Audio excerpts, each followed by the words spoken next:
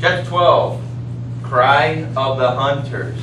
The last chapter of the book, everything is wrapped up. Did it wrap up the way you thought it did? You know, when we started to, give our predictions earlier, did we think that it was going to end the way that it did? This is the opportunity that you can really, now that you know everything, you can kind of, not necessarily go back and reread, but think back to certain events throughout the book and look for those elements of foreshadowing. All of those moments that we talked about Roger and how gloomy and dark he was and how these kids kind of feared him a little bit and how he kind of just was pushing the envelope a little bit. And then as things, started to happen, now that we see what he ultimately did to Piggy and how he was sharpening sticks at both ends for the hunt for Ralph, we can say, wow, yeah, I guess we have seen that progression of things to go on. The simple statement of sharpen a stick at both ends, when Ralph hears that here, we know what that means. Okay? Does Ralph know what that means? Ralph wasn't at that particular killing. Okay, that was the one where Simon was hiding in his little cove and they killed it and said, well, we'll put this head on the stick. He wasn't there to see what the stick with two ends, so he doesn't get it when the twins are telling him that. He's like, what? They're going to hunt you. That's one of those dramatic ironies we talk about when we, the reader, or we, the audience, know something that the characters do not. Everyone on the island, outside of itty bitty little ones and stuff that weren't on the hunt, they know what that means if someone was to say sharpen a stick at both ends. Is that something an 8, 9, 10-year-old should know? Just that concept about beheading and no. That doesn't, no. Not in today's standards, in today's society. That shows you how far they've kind of fallen. Okay? The discussion at the very end about when the Navy officer shows up, and we'll get there in a moment, but he's disappointed in the boys because you're British. You should have done better. I would have thought you would have had a better show than what you just did. Well, we tried, but things fell apart. Would they fall apart with adults on the island? No. You don't think so? I think so. There isn't power struggle? I think it might have happened sooner with the right set of people. Okay? Did anybody watch the show Lost when it was on TV? If you watch Lost, go back, even if you didn't, go watch the pilot episode. That's at episode 1. They're instantly talking, they make Jack, okay, well, Jack in this book is different. The lead character in Lost, his name is Jack, he's a doctor. And people just kind of look at him to be the leader. Does he raise his hand and says, I want to lead? No. Did Ralph raise his hand and say he wants to lead? No. It was just his size and the fact that he's the one that blew the conch shell early on. That, wow, look at him. Okay, you're the leader. I didn't ask to be the leader. And this guy did. They have, there's one overweight guy on the island named Hurley. He's kind of funny. He's the one running around with a list, trying to keep track of everybody and see who's all there. Kind of like who? They even make a reference to Lord of the Flies at one time. They have this kind of thug guy who doesn't want to do anything named Sawyer. Make connections to a certain leader of hunters, at least early on. There are tons of connections. Do you watch the television show Survivor? That is a great, and if you don't watch it, start watching. It's a social game. They're trapped on an island, but they play games for food, and then they vote somebody out as opposed to hitting them with big rocks or sharpening sticks to get rid of them. But it's a power struggle. Who wants to be in charge? The backstabbing goes on. I know it's a game. But imagine a civilization, you're on an island, who knows how long. Wouldn't somebody want to be the dominant individual? Wouldn't eventually they want some power? Then if somebody does something wrong, you just go, okay, don't worry about it. Oh, you killed so-and-so? I'm sure it was an accident. I'm sure it'll never happen again. No, because I don't want to get killed, so we'll probably separate you or deal with you altogether. Who knows? And that's what this is a wonderful story because that was the whole premise. What would happen if we put civilized individuals on? Yeah, but we're not going to put adults. Let's put kids. That would be a great litmus test to see if this would truly happen. Put these kids, let's make them English kids during the war, and see if their culture and their societal, rules kept them in check, if they keep acting a certain way. Page 184, 185, we have Ralph on his own. He's taken off, pretty much ran away from Jack and everyone else as the twins at the very end of chapter 11 were really kind of forced to be in the tribe by Jack and the others. And Ralph's on his own, completely on his own. It's really the whole island versus Ralph. Now, I would have to go through it because I still think that there are a couple of little ones back on the beach, because the last time that the camp was raided and it was real quiet, Jack and Piggy thought it was a beast, and then when Jack and everyone else they left, there was the little ones crying in one of the shelters down the way. So I think a couple of the little ones are over there, but Ralph is on his own. And if you look on this page, on the right page, 185, I find a very interesting moment because he stumbles upon the clearing where he hasn't been. Okay? This is new. And so he sees the Lord of the Flies. But if you look in the middle of that first paragraph, now it was a pool of shadows, and Ralph nearly flung himself behind a tree when he saw something standing in the center. But then he saw that the white face was bone, and that the pig's skull grinned at him from the top of the stick. So he's looking around, and all of a sudden he sees something, and he jumps and hides. Because it could be, who knows what? A beast, maybe. So anyways, he looks back around the tree again, and he sees that it's a pig's head, the skull, and it looks like it's smiling at him. He walks slowly into the middle of the clearing and looks steadily at the skull that gleamed as white as ever the conch had done, and seemed to jeer at him cynically. An inquisitive ant was busy in one of the eye sockets, but otherwise the thing was lifeless. I love this next line. Or was it? Little prickles of sensation ran up and down his back. He stood, the skull on a level with his face, and held up his hair with two hands. The teeth grinned. The empty sockets seemed to hold his gaze masterfully and without effort. What was it? He's starting to have some sensation, something that's drawing him to it. Just like who? Who else got drawn to that? Remember? Simon. There's something I'm just walking by, I'm looking at, but there's something about the eyes that I can't take my eyes off, or something about the mouth. Now, this thing isn't having a conversation with him, but do you think maybe if he stood around long enough, maybe it would? It shows you that there is some evil on that island. Not some magic voodoo things, but I think it's supposed to definitely be a symbol of darkness. Can you see that? Just from the couple, not even lines of dialogue, just from the description, how it's impacting Ralph. Because Ralph is the only major character that hasn't been completely overhauled in his personality. He's forgetting some things, he's losing his priorities, but he's still holding out. Okay, hope for rescue, hope for order and structure. He was even saying, I'm the chief, here's the conch shell, I'm calling a meeting right at the footstep of Castle Rock, just in the last chapter. And so you can almost imagine that this, if he was there long enough, the Lord of the Flies would eventually go, we're going to get you. They're going to come for you, just like they said to Simon. So we have that darkness. Okay, we have that evil, that, there was a great line, and I wish I would have mentioned it. The name Lord of the Flies, there was a nice thing back a few chapters when we had the Lord of the Flies dialogue that I forgot to mention.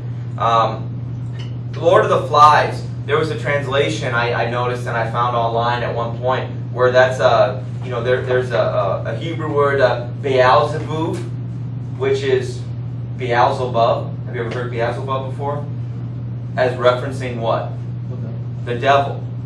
Okay? And so that's one of those illusions that, it helps to know a little bit of background content. I forgot to mention that earlier, but that's a really interesting thing where they're kind of coming out right away and saying that this does represent the devil, as opposed to having us piece together, clue by clue. But anyway, so that page on 185, just Ralph's experience with that pig's head was just very, very dark and interesting. It says that a sick fear and rage swept him. Fiercely he hit out at the filthy thing in front of him that bobbed like a toy and came back. Still grinning. So it was kind of like he hit it and it came kind of like a punching bag and it came up. But ultimately he knocked it and it fell over and toppled and broke about. Page 186, 187, he sneaks back up to Castle Rock and he talks to Sam and Eric, who are on guard at the very top. Eventually finding out what's going on. They say, they pretty much are spies for him, saying, we're gonna hunt you tomorrow. We even have these calls that we're supposed to say, whatever, instead of yelling, so that maybe we can sneak up on you. But think about it, you have an island. You have this circular oval island. We're going to get in a line, and we're just going to walk the entire length of the island, eventually finding you.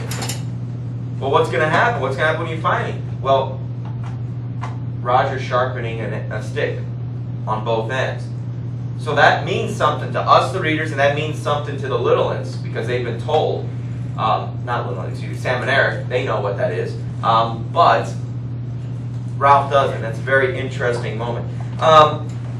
They throw him some meat because he's hungry, that type of thing. But it was really interesting because he goes, well, I'll just hide in the tall grass over here, this little thicket area. I'll hide there. They'll never think to look so close. So he's hoping that by being so close, they don't look so hard, and then they just kind of leave him. So while they're working, he's safe. But you're on an island. There's only so many places you can go. Wouldn't they eventually find him? Unless you take like a Rambo approach and you start picking them off individually. Let's just say it's 10 to 1, 15 to 1. Eventually those 15 are going to find you. But you start taking off a few of their things. Eventually 2 to 1, 1 to 1, maybe you have a shot. It's kind of like paintball if you're on your own, or laser tag. You just have to start picking off an individual at a time to better your odds. But are the odds against Ralph? Definitely. Good. Yeah. The hunt begins. 191, 2, 3, 4, and so on. Silence. They eventually find him. They stick. They get close to him, so he takes his spear and he jabs out and injures somebody. He hears a cry, and he takes off running. Now, this is kind of I don't want to say it's a smart idea, but it would have had the result that they wanted. You set fire to the island, and just like their line of searchers, because when somebody's missing in the woods, that's what they do. Have you ever seen that? When one of those kids are kidnapped or something, they're looking for bodies, they just start walking across. They're going to let the fire do that. And so wherever the fire direction's heading, it's going to push them out to the outside of the island, to the beaches. And so we'll just go around and pick them off. That's a good idea if the lone objective is to find Ralph. Why is it a bad idea? What does it do? It kills off all the livestock. It kills off all pigs. It kills off all fruit. It kills everything. They're going to have an island of ash. Folks, they probably wouldn't last a week outside of going cannibalism. And then eventually, one person will be around. But the positive thing that happens as a result of this is you smoke an entire island. You're going to see that a lot better, the smoke, than you will one little campfire, one little string up, as opposed to huge, kilometers long, miles long, however long the island is, plumes going up. You ever seen a volcano eruption? I'm not saying that this is as big as that, but think about how the contrast of that darkness to the rest of the sky, and then we have this going up. Okay? Or some big house fire. There was a big fire downtown about a year ago. It was an insulation place. Do you remember that? Yeah. Down by St. Francis. Well, I could see the smoke from my house, and I was going downtown. So I was miles away. And if that was all ocean, that would have been over the curve of the horizon. I still would have seen it because it was so far up. And so I just kind of followed my streets until I got close to it and I could see what it was because I was curious. I was glad nobody was hurt, but I was curious, what is that? Oh my gosh, it's downtown, what could it be? But so the fire went up and they ultimately are rescued. But they chased They chased Ralph. Page 200. You can just imagine it. They're getting closer and closer. The flames are getting closer. They're getting burned. He's getting cut up all over, and until he stumbles out. And you can imagine him lunging for the beach and crawling on hands and knees, running until he stops and he looks up and he sees some shoes. He sees some pants. And he sees a member of the Imperial Navy, of the English Empire. That's on 200. He staggered to his feet, tensed for more tears, and looked up at a huge peak cap. It was a white-topped cap, and above the green shade of the peak was a crown. An anchor, gold foliage, a crown. Remember, they have a monarchy and queen and king and stuff, so that was why there would have been a crown. He saw a white drill, epaulets, a revolver, a row of gilt buttons down the front of a uniform.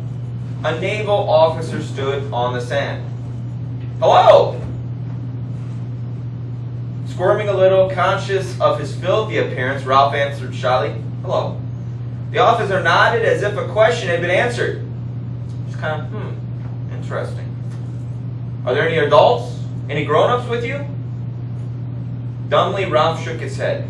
He turned a half pace on the sand. A semicircle of little boys, their bodies streaked with colored clay, sharp sticks in their hands, were standing on the beach making no noise. So eventually they caught up, and so Ralph kind of turns around, and a semicircle of little boys with sticks, everybody's there, and they're stopped because there's an officer.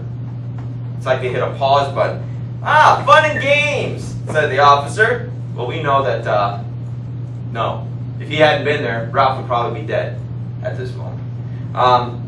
The fire reached the coconut palms by the beach and swallowed them noisily. A flame, seemingly detached, swung like an acrobat and licked up the palm heads on the platform. The sky was black. Remember, the platform is their meeting location? Okay, so they're blowing up all, and just like we had the fire with the physical description of, jumping from tree to tree and as fast as a jaguar at the very beginning and jumping like squirrels from tree to tree, that's how it spreads. You ever seen a forest fire on TV, like in the Rockies or wherever it happens? It can even jump over rivers.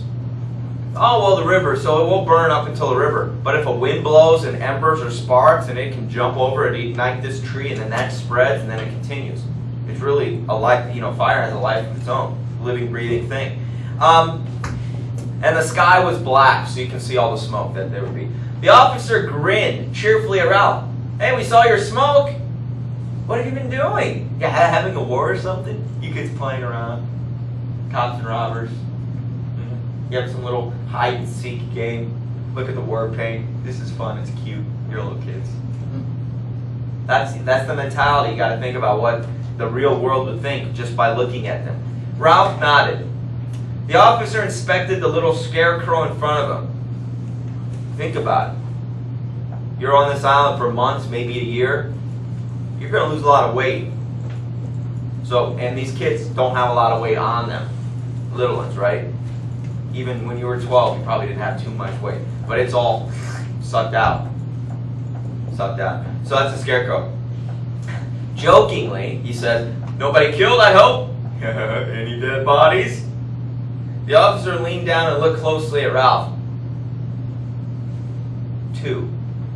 Oh, wait, Ralph said, "Only two." And they'd gone. The officer leaned down and looked closely. "Two? Killed?" Ralph nodded again. Behind him, the whole island was shuddering with flame. The officer knew, as a rule, when people were telling the truth. He whistled softly. So he could tell, just based on this situation, the island ablaze, these people running after this one kid, all of a sudden he realizes, this isn't a game. And there were two that were killed. But we don't even have their bodies. Well, Simon and Piggy were killed. Wasn't there a third? Remember that little kid with the birthmark? Oh yeah, he died now. The very first fire down the mountain. They never saw that kid again. The one who was talking about snakes and the beastie and stuff. I think he was the very first kid to talk about it. Not that they killed the pilot the beast who landed on the top of the mountain, but there was another dead body on the mountain. That's gone. But there is really no proof that Piggy or Simon existed on that anymore because their bodies they're gone. This is a really neat moment. Other boys were appearing now. Tiny tots, some of them. So those little ones were showing up. Okay? Or people who were behind in the hunt. I think so pretty much everybody has congregated here by this time. One of them came close to the officer and looked up. But there was no more to come. Percival Wemyss Madison sought in his head for an incantation that had faded clean away. Remember this kid, and we've talked about him a couple times in the book. That's the one who, when you were a kid, you were supposed to memorize your address, your name, your phone number in case you ever get separated from your parents. And so this kid knew, oh, I'm from the vicarage, here's my number, blah, blah, blah. He had this huge, long, saying that he had memorized. And the last time we saw him, it was about half. And he forgot some of it. And he kind of stammered, but he still had his name. Think about it. This little kid can't even remember his name anymore because he went up to a police officer. Remember, did your parents tell you find a police officer? And tell him, or fireman, somebody of authority, and don't just walk up to somebody on the street, but walk up to somebody with authority. And so this kid, I don't know who I am. Can you imagine how? It's not necessarily how long you've been away from someplace, because I'm sure you could go away for 20 years and you'd remember your name, I would think. But it just shows you how much these kids have been deprogrammed to the society that they came from. Things have changed. Remember, Ralph was even forgetting the reason for the smoke. And he was the most driven. Piggy wasn't forgetting things. Piggy always kept that link. Piggy didn't break away. He might have on that occasion when Simon died and he got into the dance and stuff, but his motives never changed. And he always kept that connection of what's important. He always had that. Ralph attempted, but slowly he was getting sucked into the island as well. And even that moment with the Lord of the Flies there in this chapter, a little bit longer on the island or a little bit with that, and maybe he would have turned and been completely like everyone. Since he doesn't have Piggy there to keep him coaxed and to remind him it's for the smoke, that's why we need fire. Maybe Ralph would have been exactly like Jack and everybody else eventually. So we can see how the breakdown of their societal structure, their hierarchy, was falling apart pretty much from the onset. But that's an interesting moment, a real small, subtle moment. Personally, can't remember it. The officer turned back to Ralph. We'll take you off. How many of you are there? Ralph shook his head. I don't know. Which Piggy wanted to find out right from the beginning. So even looking at all these dots, no one knows how many people there are. They're like, is this everybody? I don't know. They don't have a buddy system like when you go on a field trip or when you hold a hand crossing the street. Everybody find a buddy. They don't know how many people there are. And this is where we really get to see the purpose of this novel, where the writer Golding, he proposed a question. What would happen with our educated children, educated citizens on an island without any rule? And they're left to their own devices. And now we kind of have the parent. I'm disappointed in you. We have the society back home that's shaking its finger like, I would have thought better. Look at the things he said. I should have thought, said the officer as he visualized the search before him, because they'd have to search around looking. I should have thought that a pack of British boys, you're all British, aren't you, would have been able to put up a better show than that. I mean, well, it was like that at first, said Ralph, but before things, he stopped. We were together then. The officer nodded helpfully, kind of like, sure.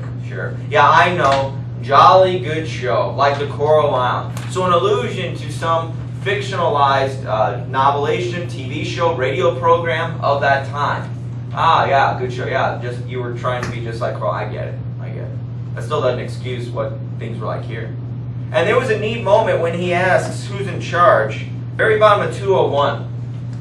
Right after he said, we'll take you off. And they said, who's boss here? I am, said Ralph loudly. I like this visual because we have all those kids behind. It says that a little boy who wore the remains of an extraordinary black cap on his red hair and who carried the remains of a pair of spectacles at his waist started forward, then changed his mind and stood still. And that's where he said, we saw your smoke. So that little one who stood out, little one based on what the officer perceives, was Jack. For the last 12 chapters, have you ever looked at Jack as a little boy? No. Not with some of the things he said, did, smelling the, hunting, playing with the poop to feel the warmth, just all of those things, and will kill you, and the fighting and throwing a spear and hurting Ralph and setting fire to the island and snatching all these things and killing Simon, just all these things. But imagine turning around, there's a little boy coming out because, no, I'm chief. But he knows that Ralph is chief. He knows he was never good enough to be in front of Ralph without, his little coup on the side. And so he doesn't say anything, he just stands there, holding on to the spectacles. The spectacles that they don't need anymore, but the spectacles of the true power, not necessarily that conch shell anymore. Because that fire was life and cooking and heat and eventually rescue, which was the main issue all along. Ralph looked at him dumbly. Follow along, please. Last couple paragraphs. Ralph looked at him dumbly. For a moment, he had a fleeting picture of the strange glamour that had once invested the beach. Do you remember how they used to run around and play? And they loved it, and they were like children. And even when the three, Simon, Jack, and Ralph, went exploring that first time, how they had a good time. This island changed, folks. It was life and death, fearing for your life for one person and everyone else trying to kill that one person. This beautiful glamour has been tarnished, and now it's being burnt. Maybe it's just like a field of crops. You burn it so that you get all of the nutrients and and then you can replenish and rebuild. So maybe this island can now be regrown because of all the evil. It's decimated it, and now it can have kind of a rebirth. That might be a way to look at it. But Ralph looking around at this island that used to have so much, it was their home. They struggled at times, but that island was enough for them to live and survive. But the island was scorched up like dead wood. Simon was dead, and Jack had... The tears began to flow, and sobs shook him. He gave himself up to them now for the first time on the island. Great shuddering spasms of grief that seemed to wrench his whole body. His voice rose under the black smoke before the burning wreckage of the island, and infected by that emotion, the other little boys began to shake and sob too. And in the middle of them, with filthy body, matted hair, and unwiped nose, Ralph wept for the end of innocence, the darkness of man's heart, and the fall through the air of the true wise friend called Piggy. The officer, surrounded by these noises, was moved and a little embarrassed. He turned away to give them time to pull themselves together and waited, allowing his eyes to rest on the trim cruiser in the distance. Now, you've all been around a child crying before, whether it was a real little one, they hurt themselves, they want something, they get scared or surprised, they start crying, and then what happens to the kid sitting right next to them? If they're young enough, then they start crying. I've seen it before, especially if they're two kids. They don't even have to be babies. This kid accidentally hurts this one. Oh, Mom! Mom! So Mom comes in and this kid knows I'm in trouble. No, Mom, they made me do it. I didn't mean to do it. So they're all going nuts. So the trauma and drama, all the things that have happened, all of the emotions, all of the fear of the beast, all of the death, everything wrapped up into one, Ralph finally breaks down. And when Ralph breaks down, that automatically gives permission for the little ones to start crying. Why are we crying? I don't know. I don't know. But everybody else is crying. You know, one of those things? But then everybody's crying. Because it could be guilt. Look at what we've done. Eventually, it could just, everything seep out of them. You can almost imagine this blackness out of them just Kind of like in the Green Mile, all of the illness that comes out. You know what I'm talking about? Those that see it? Something like that, and just escapes them, and now they're little kids again. You can almost, I can visualize that. It would be a dark Christopher Nolan take on this. If everybody's possessed, but that just kind of leaves these people, and they start crying. They're kids again. The evil has left. The Lord of the Flies, how the evil inhabited these individuals. You can just imagine it going away. Wait a minute, I didn't see anything about spirits leaving. No, it's not. I'm giving you a kind of a visual about what that kind of would look like. Ralph wept for the end of innocence, the darkness of man's heart, and the fall through the air of the true, wise friend called Piggy. So he cried for Piggy, that Piggy, you were the smart one, you were probably my only true friend. Did he ever treat Piggy well? No, he treated him like garbage. He's the one who told everybody that his name's Piggy. You want to talk about bullying in this book? Was Piggy bullied? Yeah. By everybody, even his friend Ralph. Simon might have been the only one not laughing. I don't know. We'd have to go back and look, or they might not have even said. But Ralph was crying for a lot of things. We talk about just letting it out. But he wept for the end of innocence. These children. That's why when we see on TV, the news, something bad happens to kids. And you know what I mean? Just bad. You're just like, a kid, man. That kid is going to be messed up for the rest of their life. They have that innocence, but that innocence is taken away from them. It's ripped away. Okay? You kind of know what I'm talking about? Those stories that are just really graphic, and so-and-so or step-parents or friends of families assault little children, exploit little children. The stuff that just, as a parent, makes your stomach turn like, man, if I ever got in a room with that person. One of those thoughts. I'd have gone all Lord of the Flies on them. One of those things. They had, you just weep that, they say that all those kids, they just don't smile anymore. They're just not a little child because they were forced to grow up and to see what a horrible world this place is. And that's really very traumatic for these individuals. And what is this going to look like? What is the ride home going to look like? Everybody will stop crying, they'll get snuggled up, they'll bring them coats to put on, and then they'll start taking them boat by boat out to that cruiser. Then what? Wouldn't you like to have one more chapter? What would that ride home be like? Everybody sharing one huge bunk room with a bunch of cots on the floor or hammocks or whatever? Ralph next to Jack. Sitting in the cafeteria, the chow hall, there's only one seat that's open. Next to Roger. Is Ralph going to sit next to Roger? Between Roger and Jack? Can you imagine how awkward that would be? Are they all cool now? Did they get it out of them and understand that we've made mistakes? I don't know if they can be friends. Do you think these people are going to keep in touch when they go back? Can you imagine what the therapy bills are going to be like for the rest of their life? Some of these. And what's going to happen to Roger? Are people going to talk about how he killed Piggy? Well, if they talk about that, aren't they going to have to talk about how everyone killed Simon? Are people going to talk about that? Or are they going to just, this is a secret that we will take to our grave. No one is going to mention this.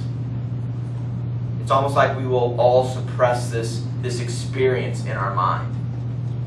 Is that what's going to happen? There's no right answer.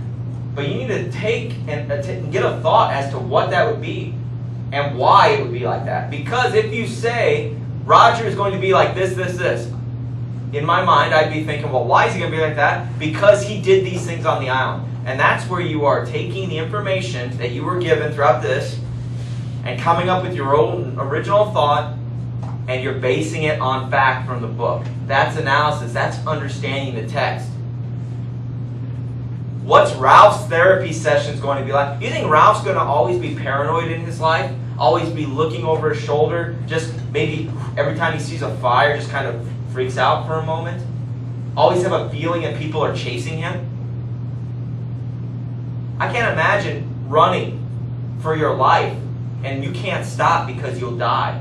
And you're on an island, there's only so many places you can go. That fear of futility that there's no matter what you do, you're going to die. And then you go to real world, how do you forget that feeling? Can you imagine the nightmares that these kids would have? You hear about military people having flashbacks. Literary-wise flashbacks are. But flashbacks in the war where they start violently lashing out and they might hurt their spouse next to them. They had traumatic experiences that they can't control. Subconsciously, it comes out when they're asleep in their dream. And so what would happen with these guys? These kids are messed up. I put all you 15, 16-year-olds, 18-year-olds, whatever, on this island. You guys go through the same thing. It would change you. A lot of these military people, folks, they're just out of high school. They're 19 to 20, 22. And the things that they see and do impact them for the next 60, 70 years of their life. Think about that. Think about that. And so we have all of them crying, and the officer, all of a sudden, folks, imagine he's on this beach. He's had an emotional up and down just in a couple pages. And then, 15, 20 kids are bawling. Okay, I'm a little embarrassed. This is weird. What do I do? I'm not your parent. But he says we'll take you off. So he just kind of turns his back to them. I'm going to give you guys a moment to kind of calm down. And he just looks out at the water, at the cruiser along the horizon, out there that's going to eventually take them home. And that's the curtain. That's the end of this. The boys got away. I bet you guys probably thought Ralph was going to die there at the end. We haven't talked rescue seriously in a couple chapters. Did anybody think when the island went up that would give a lot of smoke? Maybe you did, but you're probably thinking, oh no, the fire, it's going to get Ralph. How's Ralph going to get away? And so it's really fast-paced. This is the climactic moment. There isn't a lot of resolution, falling action to this. Just 2.5 pages. It's bang, bang, bang, right up to the end. If that guy wasn't there, Ralph was flushed out to the sea. There was the beach, however long of it, that's the rest of the island that he had, and everybody was right behind him. He was going to probably die. Unless please take me, I surrender. I don't know what he would have done. But the rescue, they're pretty lucky, guys.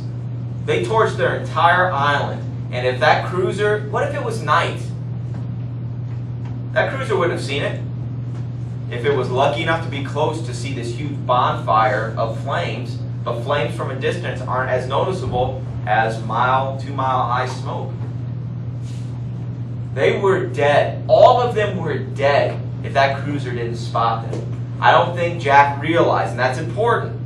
Jack wasn't much of a leader to look past today. Remember, he wanted to go hunt? He said, we're going to go hunt pigs every day. And we talked about, right? Yeah, brilliant move, Jack. Oh, and that one time you really hacked up that pig. It was a mommy pig. Good job, Jack. You're not really thinking for the future. You don't kill the women pigs. You start killing all those, there's going to be no breed. You kill a pig a day, which it took them months before they killed the first pig. So it's unrealistic to think that they'll get one every day. You need to plan ahead. And so that's where Jack was really kind of the big antagonist to Ralph and Piggy, because he wasn't thinking it. And so they were not only trying to corral everybody to believe and do what they say, it was, we have to corral this person who's kind of a wild man, a wild card. And he was just up and down, emotionally. I hope you enjoyed the book. I truly do. I think if you paid attention, you weren't putting your head down, sleeping, you actually paid attention. I think you got some enjoyment out of it. If you were excited there at the end, even the smallest bit for that action, you probably got something out of it. But I want you to think back to the symbols of what does the conch represent. It's not just power, order, but think back to those moments when that conch shell was, used, when it was abused, when it was ignored, but when it was held in reverence. The symbols of all those, as opposed, and when it was, abused, what was happening in the story. Things like that. Those elements of foreshadowing. If we were to go back and reread this, we're not. If we were to go back, Simon, all of those moments where we see Simon, every time he's saying things to help people. He's doing things to help people. Remember, he was the only one to help build the shelters with Ralph. No one else would. He's the one that got the fruit for the little ones. He's the one who was trying to help them to show there wasn't a beast on the island. He was trying to tell them that when they killed him. And we made all those comparisons to him being the Christ-like character. He was killed by those people that he was trying to protect. He was sacrificed for those people. Kind of like Jesus was killed by the people that he was here to save. And the island, symbolic, good, evil, maybe Garden of Eden with the snake and the apple. Here we have the Lord of the Fly. We have the evil. Come, play, do this. Here's the temptation. Can you see all of those illusions and those symbols and the foreshadowing? And you piece those together. The problem with foreshadowing is, unless it's a glaring, this is foreshadowing, you really don't understand it or recognize it as foreshadowing until you get to, oh, well, that I remember that moment. And so you can kind of only find foreshadowing by going backwards sometimes. But find those elements of symbolism, of the foreshadowing, those themes, good and evil. Remember that PowerPoint we talked about at the very beginning, all of those different themes. Hopefully if I said, look at each one of those and give me 3 instances where that theme was exemplified, you'd be able to. That's understanding a novel. Not telling me what color was Jack's hair. How many tribe members were there? Simply restating facts isn't understanding, comprehending. But taking what you read and making your arguments based on what you remember. That's literary analysis, and that's what I hope that you were able to get out of this novel. So I hope you enjoyed it.